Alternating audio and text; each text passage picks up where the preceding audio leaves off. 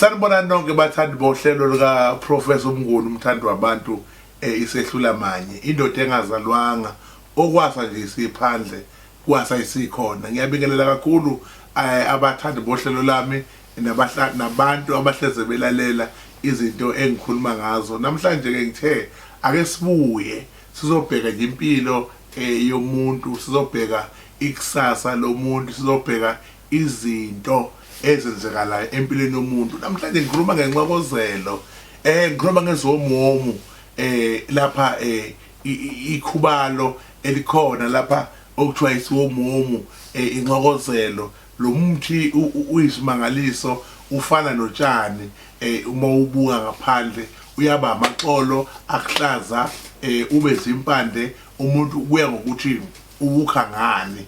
Kodwa namhlanje ngizokhuluma ngodumo ukuthi ikhona lento esiyenzayo ukuthola ukuthi umuntu uqhamuka enze into yakhe kodwa ukuthola ukuthi ayaziwa, into ayenzayo ayidumile, into eyenzayo abantu abayazi, kube ukuthi hambe aphele endleleni.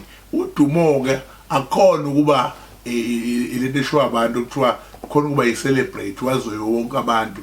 Chabo, udumo lukabili kukhona ukuthi ikusasa nempilo yakho ime ndawonye. Usabathe uyazama kungalungi, usabathe uyazama kungalungi, kanti kuvaleke lento yodumo.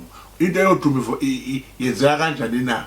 Uma kuzovela isikhala ukuthi endaweni ethile kuyaqashwa, uma kuphila udumo kuwe uzokhunjulwa yiloya muntu okwaziyo ukuthi usibani uhlela kasebenzi, ngoba udumo liyaphila kuwe, uyakucabanga ukuthi usibani uhlela kasebenzi. Ukhona umuntu ekhaya ozothi beqashwa, yazi ngakhumbula abantu sebethathiwe ukuthi ubani ukhona kasebenzi, uphelelwe udumo. Udumo lizokuphelela uthanda umuntu okumele ngabe yakushada, mase kumele kushadwe akukhohlwe wena, akhumbule umuntu ofike izolo empilweni yakhe, kodwa ngoba wena udumo awunalo, unjengomuntu ongathiwa awubalulekile noma awucatshangwa ezintweni ezinhle, ushawe isimo sodumo. Lento iyaphila kumuntu ozothi noma ngabe kuthiwa uyasebenza, uyafuna ukuthi aye phambili ngempilo, uyahola imali iphele ayiphethe ethi ngizokwenza ukuthi nokuthi, kodwa kuyoshaya lelo langalelo lokwenza leyo nto leyo ingasekho imali, kufe lento yodumo. Manje leli khubalo engizokhuluma ngalo kuthiwa ke abaxokozeli, abanye bathi isiwomomo, ikhubalo elenzelwa izingane ekhaya. Makuthiwa ingane zizelwe sezineminyaka elapha ko-13, iminyaka elapha ko-14, bese kuthiwa bahlanganiswe abantwana benzelwe into yokuthi bagezwe, bese kuqhakaza igama labo, kuze kuqhakaze ngisho isibongo sala ekhaya, ukuthi noma ngabe yini enhle icatshangwe la ekhaya, noma ngabe ubani ohlala nensizwa la ekhaya noma uhlala nentombi la ekhaya athi ngiyafisa ukuyovela. Ngoba kunabantwana uthola ukuthi lolu dumo lufile, bathola abantwana la ekhaya, bathola izingane la ekhaya, abaphumi ngaphandle bekuthiwa bayogana, ukuthiwa hayi ubani wakho umuzi yonke into la. Uthola khona ugogo owondla lezi ingane ezizalwa zingane zakhe, omunye ondle izingane ezizalwa abazukulu bakhe.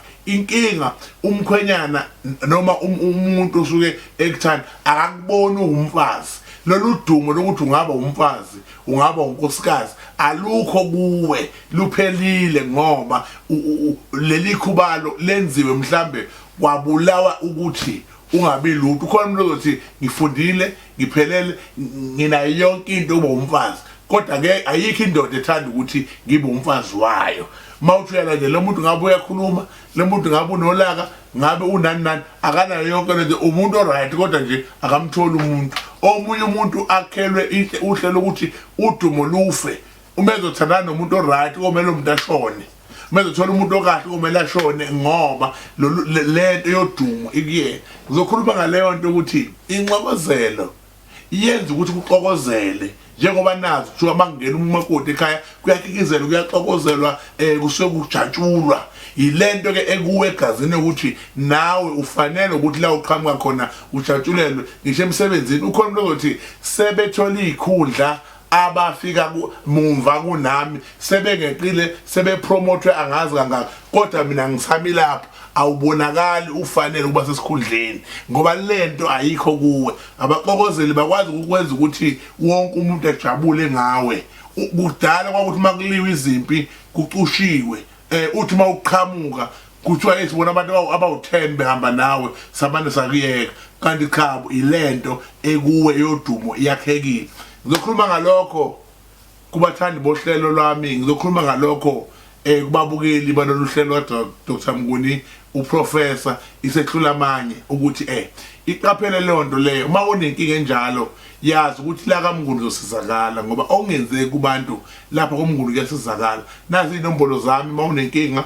ngithinte ungayicabangi into ukuthi i-right ngoba senzeke einganeni zakho ayikho right ngoba nazo zizozala izingane ziqhubeke nazo futhi iphile lempilo into uyibone kukhona umntwana emehlakelayo phuthuma umsize ngoba ngenzeka le nduku ibishaya wena ngoba wena usenawo amandla yeshaya izingane so ngiyacela ukuthi uma unenkinga sixhumane nazo inombolo bese ngisho ukuthi ngivulile Witbank ngiyasebenza kakhulu eWitbank njalo ngomhla ka1 nangomhla ka2 ngisuke ngise Witbank umhla ka3 nomhla ka4 nomhla ka5 ngisuke ngise Midlands eSoweto Zone 5 Nkosi Street ngiyacela bonke abantu abasempumalanga abakuPitoli kuphi abadinga usizo lwalapha umthando wabantu umhla ka1 njalo ngisuke ngisebenza esigodlweni ese Witbank eTasberg Park extension 12 ila engisuke ngisebenzela khona okunye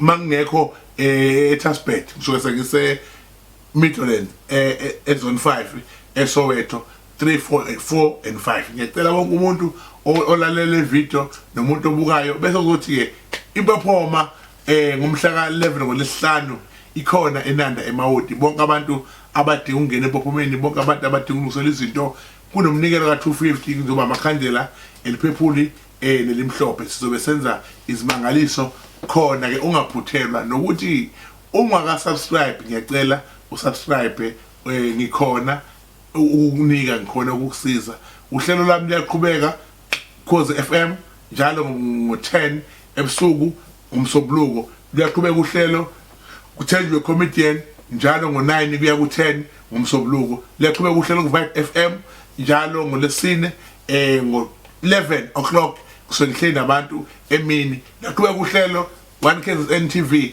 kusuke ikhona futhi lapho ngihlezi nabantu ngiyacela ukuthi ungaphuthelwa inkulumo uma kwayizwa iyaphinda eredweni iyaphinda kuFacebook iyaphinda kuTV uNkulunkulu anibusise ongezeki kubantu kuMnguni kuyenzeka amen.